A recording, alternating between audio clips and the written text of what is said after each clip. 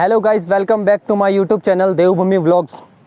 जैसा कि मैंने आपको मेरे चैनल पे फर्स्ट व्लॉग शूट में बताया था कि मैं आपको राजस्थान के कई रहस्यमयी मंदिरों के दर्शन करवाने वाला हूँ। तो आज मैं आपको लेकर चलता हूँ ऐसे ही एक राजस्थान के प्रख्यात मंदिर, शिव मंदिर पर, जो कि स्थित है माउंट आबू के अंदर, अग्निश्वर महादेव मंदिर। माउंट आबू वैसे तो कहा जाता है राजस्थान की देवभूमि कहा जाता है इसे। और आप मेरे साथ ब्लॉग पे बने रहिए, क्यों यहाँ से मैं रास्ता स्टार्ट करने वाला हूँ देलवाड़ा से, और ब्लॉग में आपको मैं आगे बताता रहूँगा आगे से आगे कि वहाँ तक मंदिर तक कैसे जाना है और रास्ते में कैसे कैसे पड़ा हुआ है। आप मेरे साथ ब्लॉग में बने रहिए।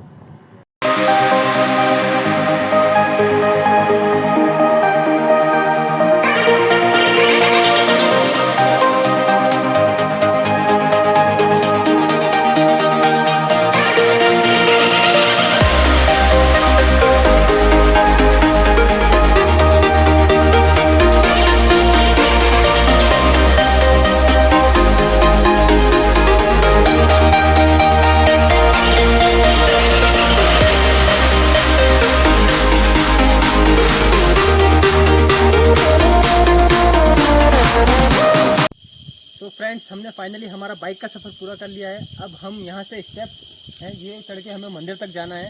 तो एक बात का विशेष ध्यान रखें कि अगर आपको इस मंदिर पर जाना है, अग्निश्वर महादेव मंदिर पर, तो साथ में एक वाटर बोतल का होना बहुत ज़रूरी है, क्योंकि यहाँ से चढ़ाई बहुत है ऊपर तक। तो आपको पता नहीं है कि आगे कितनी चढ़ाई, मैं आपको बता दूंगा, लेकिन मेरे हिसाब से आपको वाटर बोतल साथ में रखना बहुत ज़रूरी है। तो आप चलिए मेरे साथ में, आपको बताता हूँ मैं।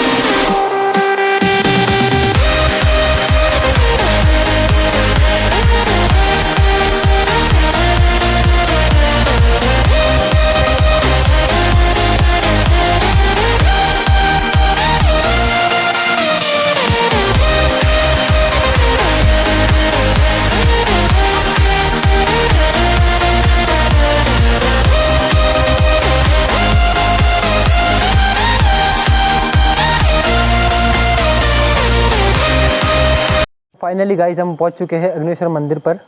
अब मैं आपको मंदिर के दर्शन कराने वाला हूं, और यहां पर पंडित जी भी है। तो जितना हो सकेगा मैं इस मंदिर की हिस्ट्री आपको बताऊंगा कि स्थापना कैसे हुई, यहाँ पर भोलेनाथ का पर्चा कैसे है। तो आइए, आपको सबसे पहले मैं दर्शन कराता हूँ अग्निश्वर महादेव के। आइए।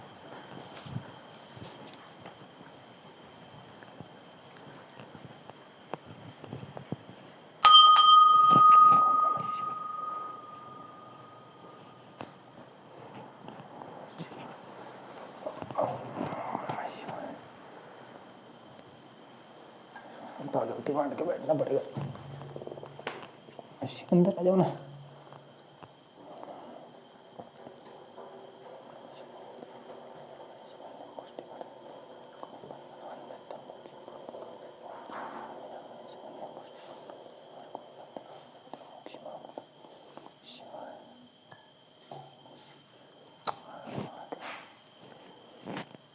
तो गाइस देख लीजिए आप, ये है हमारे अग्निश्वर महादेव मंदिर का टेंपल। तो अब पंडित जी से बात करने की कोशिश करते हैं और जानते हैं कि यहाँ पर ज़्यादातर आपने देखा होगा हर जगह एक ही शिवलिंग होता है, लेकिन यहाँ पे दो शिवलिंग आपस में जुड़े हुए हैं। तो इसका रहस्य क्या है, इसकी वजह क्या है, वो हम पंडित जी से बात करके जानने की कोशिश करते हैं। आप मेरे साथ बने रहिए। तो हम यहाँ पे जो महंत जी सेवा करते हैं, मंदिर की देखरेख करते हैं, अब हम उनसे बातचीत करने वाले हैं। तो जानते हैं उनसे इस मंदिर के रहस्य के बारे में, जो भी जानकारी है वो हम यहाँ से इनसे लेते हैं। प्रणाम महाराज जी। जय हो भाई, खुश रहो आनंद। तो मैं आपसे सबसे पहले ये जानना चाहूँगा कि मंदिर की स्थापना कब हुई थी? ये स्थापना तो ये विश्वामित्र जी का करवाया हुआ है, आज का नहीं हजारों साल पहले की बात है।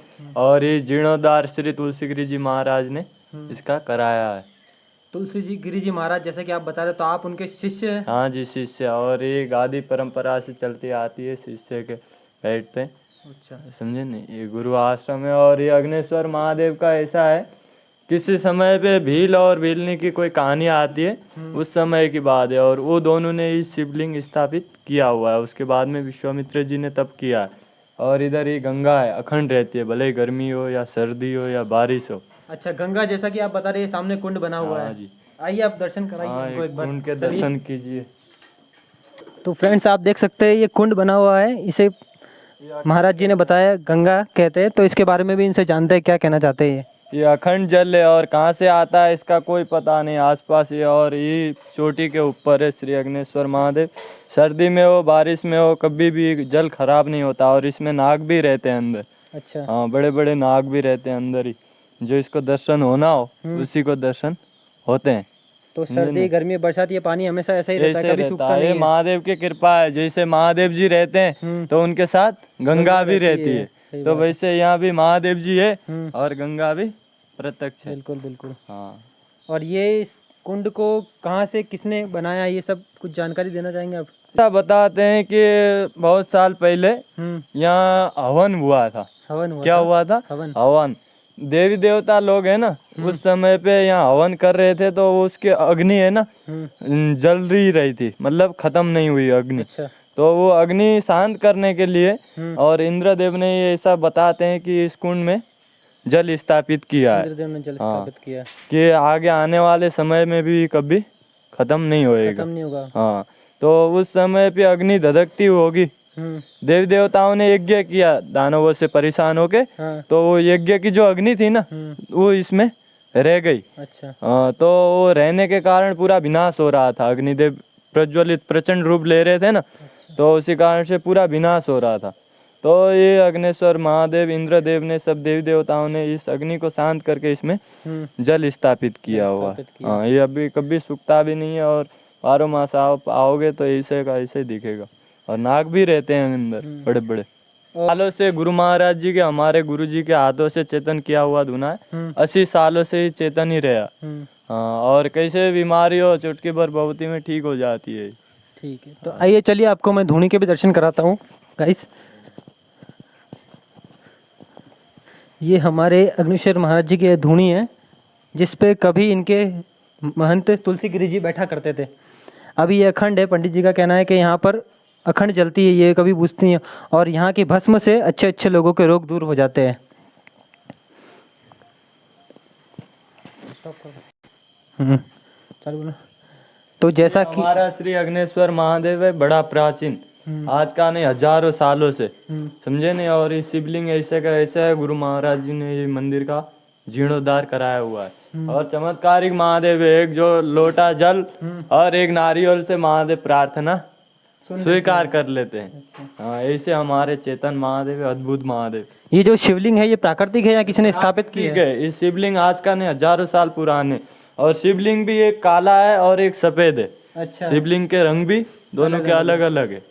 हाँ, आप उसको अंदर से खोलोगे ये जलाधारी तो दिखेगा, ऐसे दर्शन नहीं होते। अच्छा। हाँ, शिवलिंग भी अलग अलग है। तो जैसा कि फ्रेंड्स आप देख सकते हैं, इन्होंने पंडित जी ने बताया कि एक शिवलिंग, महाराज जी ने बताया सॉरी, कि एक शिवलिंग काला है और एक शिवलिंग गोरा है।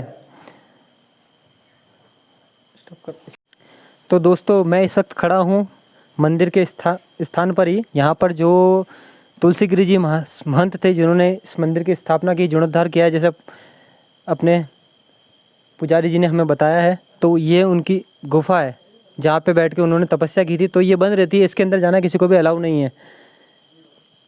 जैसा कि दोस्तों आपने मंदिर तो देख ही लिया है, अब आपको मैं मंदिर के चारों तरफ की बाउंड्री व उसकी पूरी जगह दिखा देता हूँ। आप आराम से देख लीजिए और कभी भी, मैं बोलता हूँ आपको जब भी समय मिले एक बार यहाँ दर्शन करने जरूर आए। बहुत ही प्राचीन मंदिर है और सिद्ध मंदिर है। आइए आप पूरा दर्शन कर लीजिए चारों तरफ मंदिर के। आपने जो रोड पे लिया था ना वीडियो,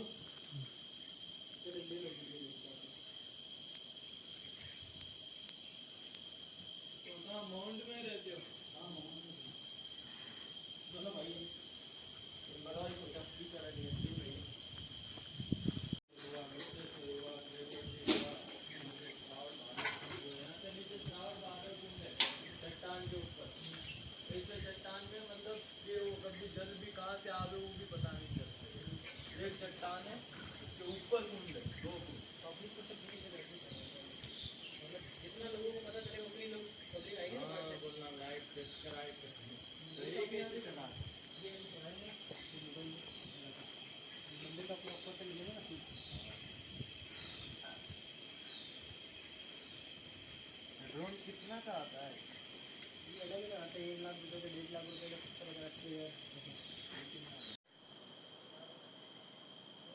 तो दोस्तों, जैसा कि आपने देखा, मैंने यहाँ के महंत जी से बात करके आपको जितनी हो सकी जानकारी देने की कोशिश करी है, और आगे चल के इसी तरह के कई प्राचीन मंदिरों के मैं आपको दर्शन कराने की पूरी कोशिश करूँगा।